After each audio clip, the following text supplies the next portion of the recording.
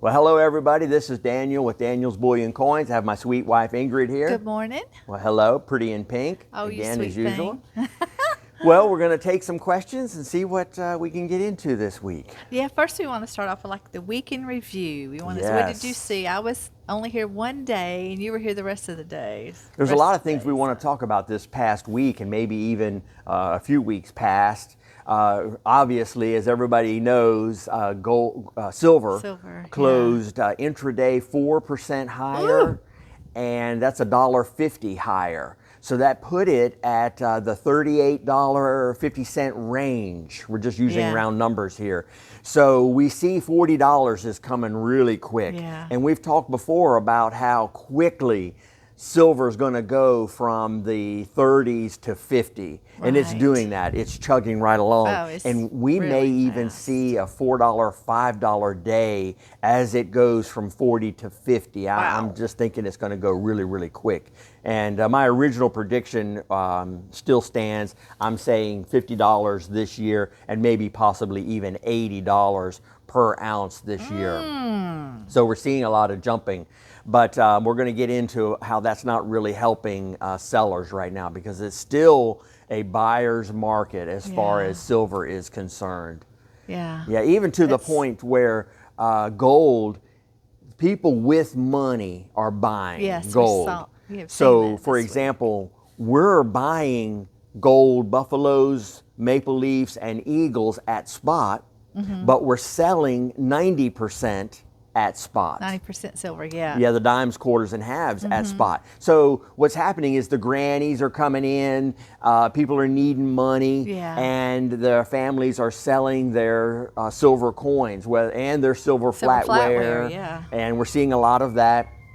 A lot of bars are coming in, which I had predicted before is going to be a real problem. Yeah. Bars is a big item on the internet. Hey, we do this This once. is getting regular. We pretty just regular. shoot it as is. Here we are live. Yeah. So the bars are coming in, and the 90% is coming in, the rounds and things like Right. that. So we are cutting and slashing that. And I even talked to my wholesaler. Now, he's been in the business since the early 70s. And he can remember 79 and 80, and what happened was people lining up to unload their silver, and primarily their silver, whether it was the 90% or the flatware or the jewelry, their gold jewelry, and their supplier even had to go to reducing to writing checks just twice a week, that it got so Right. hectic. So you can Crazy. see that the bankers are the ones that are going to win in this situation, and the people who are jump in this buyer's market right now. Yeah. Those are going to be the people that win. And you know what scenarios happen? What's going to go up? What's going to go down? It may be the 90% is being sold at spot right now, and that situation may change. But right Right. now we're seeing the scenario where gold is what people want, the gold coins, and what Yeah. they're getting rid of is the silver. Yeah, that's kind of crazy. So do you think maybe silver's recovering from the suppression?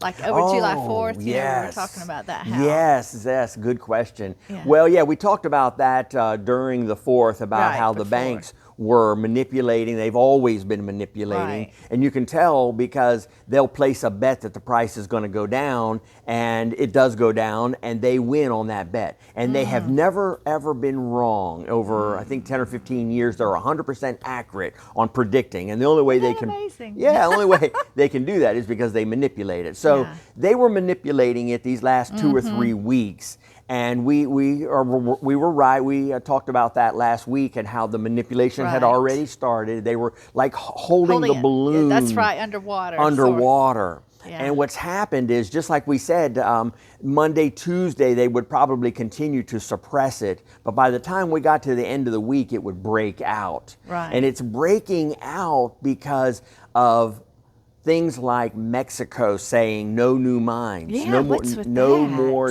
new miners in Mexico. Are they just not allowing it? They're not or- allowing it. Now, the existing things, they're letting those run out. But what they're doing is they're saying we're not getting enough. The manipulators are manipulating the price down, Right. and the dollar is rising. and we're not able to cover the cost to dig it out of the ground, so we're just not going to sell it anymore. We'll just keep it here in Mexico until the price gets corrected. So that's what's going to happen. You know, you hold the ball, the price of it down underwater, eventually it's going to break. Right. And so we've got these tariffs also on copper that are affecting the price, because silver is a byproduct of copper mining. So we mine for copper and we get silver as a byproduct. There are very few silver mines, truly silver mines, right? Yeah, silver's a byproduct. So you have to look at the economy as the economy's, as we're doing this tariff thing, and as the economy may go to future projection, the economy may slow down, the copper mining may drop down, which then your supply of silver will drop. Wow. And I hate to go on another rabbit trail here real quick, but we have a deficit of silver right now.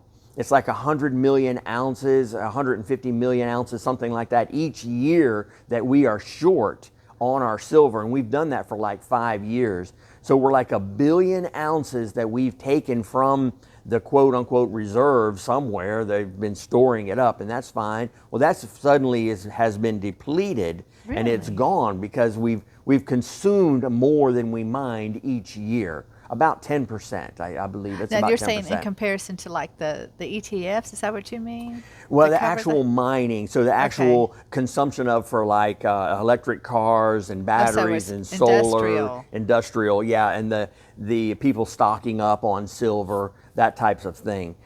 So we've had a silver deficit. So now that you've stopped, Mexico has said we're not going to ship out anymore. The warehouses are empty because we've consumed all that was in the warehouses and all that was in storage. And then you had this final big manipulation from the banks over the holidays. They used the low volume to super suppress the price. Now, they really wanted to get it below $35. That was the number that we were watching to see if silver was going to drop below 35, and they did not make it. You know, it hung on to 36-ish range, stayed above 35. So as soon as the holidays got over and people started to react, Mexico, copper, tariffs, all these things, silver has started to take off. And it's not regulated by grannies selling their 90% in their flatware. That's not going to move silver. What's going to move silver is the fact that the dollar is becoming more and more worthless because it's being overprinted. Right. Wow. Yeah, that's a lot right there. That's amazing. That's a lot. Because we're still over 100 trillion in debt. Oh, right. Yeah, so we broke 100 trillion this week. 37 trillion. Yes, we broke 100 trillion this week. Now that's all debt. That's credit card, car loans, everything, national debt, all put together for the U.S. And our $37 trillion in debt, we crossed that magical number also. And speaking about the debt, you know, it has to double every 8 to 10 years. It's mathematically baked into the pudding, interest rate. You know, that you're going to pay interest on your debt. Whether you manipulate it down to zero, you can do whatever you want, but the dollar is a debt instrument. So it doubles every 8 to 10 years. So we're at 37 right now. That means we're going to be at $74 trillion 8 to 10 years from now. That's why each politician, each 8-year term politician says, hey, so-and-so behind me doubled the debt from, always. You know, it's always double, double, and they blame it on the politician before. But it's baked in because it's a debt instrument. It's something really hard for people to understand. You tried to help me, and I'm kind of getting a grasp on it, but it's a hard concept. It's a very hard concept to understand, and it was Alan Greenspan that converted our dollar into a debt instrument. And it means that if I give you $20, you actually owe somebody $20, and so you are incurring interest on that $20 that you're trying to save, and that's completely outside of the devaluation of the dollar. Something that is very difficult to understand. Yeah, maybe one time. One time we'll break it down. We'll do a separate video on that later on and see if we can get a basic explanation for that for you. It's almost like you had to explain there are two different entities of $1 or something. It was Really, just crazy. really, it's the third. We talked about two entities before, but this is the third entity we're talking about. How it's being devalued, ways that it's being devalued. Ooh, so people are paying spot for buffaloes and eagles. So we are. Yeah, right. Yes. And then, but we're having to sell 90%. That spot, yes. And we're going to keep that going for another week or so. Yeah. And I think, like we were talking about with Mr. Richard saying that that's what happened in 79 and 80. Okay. Mm-hmm. Wow. Okay, so you think the silver went up because of the Mexico new mines. That's just flabbergasting. Yes, it's that. It's because they're not going to sell it and take a loss. Right. You can manipulate it only for so long, and they're just not going to take that loss. Wow. I know the relations between Mexico and the USA right now is yes, they're rocky, and Canada. Canada. And so a lot of our gold and silver come from Canada. Mainly our gold. So, they may do an exemption for gold and silver because that is monetary, which they had talked about before. But like every commentator is saying right now, you really just don't know because negotiations are a give and a take, and Trump is very open with what he's doing. So every time he's walking out of the White House or walking in, he gives a press conference, and everybody wants to know what's the latest. Well, it's an ongoing process, which makes it difficult for people to plan and know what to do. Right, or to interview or to ask in every minute because it's you can't. Yes, you're waiting for a response, and then you give your response, and so but things have kind of broken down with Canada this week, and that's another reason why. Silver and gold are climbing. Wow. It's well, silver's having its day. Gold is kind of staying, steady, but silver's having its day. Just like nickel a few years ago had its day. It went up 300, 400% in one day. That was crazy. Gold has gone up. We've seen it. We've seen it double just in the last few years. Yes, definitely. $1,000 in just the last 12 months. Right, a little over 12 months it went up $1,000, and in the last couple of years it's doubled, and so we could easily see silver double from here. It could go 300, 400%. That would be the wild side of it, but it's going to have its day. Right. Mm-hmm. Well, then we also saw the Fed president. Do you think he'll lower rates? Yeah, the Fed president. He's been in trouble, hot water. He's been getting some of those emails from Trump. Yeah. The Truth Social comments that Trump's been posting and calling him. Not just there. He calls him all kinds of names. I tell you what, there's a whole long list of names that he's calling him. And the market is forward looking. Yeah. And so I've said last week that the Dow's going to go to 50,000. Yeah. And it's because the market's looking ahead. Sure. Which so the Fed has started to capitulate on that, and he's starting to say, okay, we're going to lower interest rates maybe in the next 3 or 4 months. But also in May we get a new Fed chair, and we know it's going to be someone who's going to lower interest rates. Right. So we've got that the market is looking at for the market to continue to go up. Wow. So it's also very inflationary, and it's going to come into gold and silver, and it's going to be more pressure on that balloon that's being held down underwater. Yeah. And the further you hold it down, the tougher it is. And so the interest rates climbing and the market, the Dow climbing, it's going to catch these bankers with their shorts, and they're going to have to go in. Now, this is very important. Keep an eye on next week on silver pricing.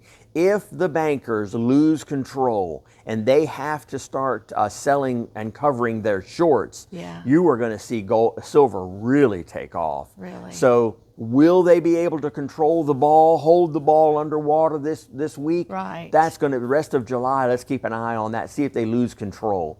Wow. See if we break 40 next week. If we break 40 next week, it's really going to be something. That ball's going to, how high will it go? Who knows? And that's also, like you said, a sign of inflation too, because the dollar's being devalued. Exactly. So it takes more dollars to buy. The tangibles. To buy anything. Anything, right? Your food, your groceries, everything. Yeah, so that alone is could cause. Yes. It looks the price to go numerically, up. it looks great that the Dow is climbing. Yeah, but it's because it's taking more dollars. It's taking to buy. more dollars. Your dollars are going down Your in value. dollars are going more down. More pressure on gold and silver. More pressure on the average person to keep their gold and silver. Right. And so it's the same. People, if they say, "Oh, I'm gaining money in the stock market," but you're actually losing. Yeah, you have to compare it to the inflation, and Yes.